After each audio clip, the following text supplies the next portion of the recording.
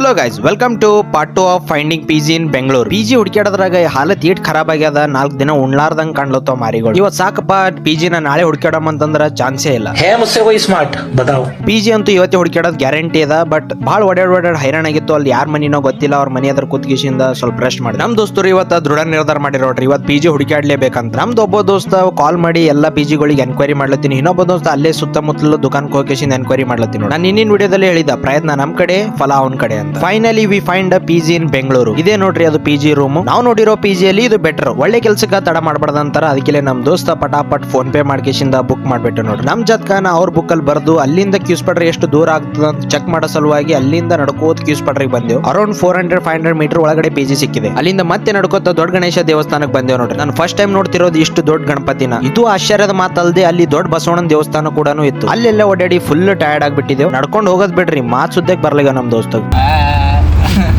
ಏನ್ ಗೊತ್ತಿಲ್ರಿ, ಕಾಲ್ಗೈಲೆಲ್ಲ ಆಟೋದಿಂದ ಮೆಟ್ರೋಗೆ ಬಂದು ಮೆಟ್ರೋ ನಿಂತ ಮನಿಗ್ ಬಂದೆವು. ಮನಿಗ್ ಬಂದು ಕಡಕ್ಕ ಕಾಫಿ ಹೊಡೆದು ಇವತ್ತಿ ನೋಡಿ ಇಲ್ಲೇ ಮುಗಿಸ್ತಾ ಮತ್ತೆ ಸಿಗೋಣ. ಬಾಯ್, ಟೇಕ್ ಕೇರ್.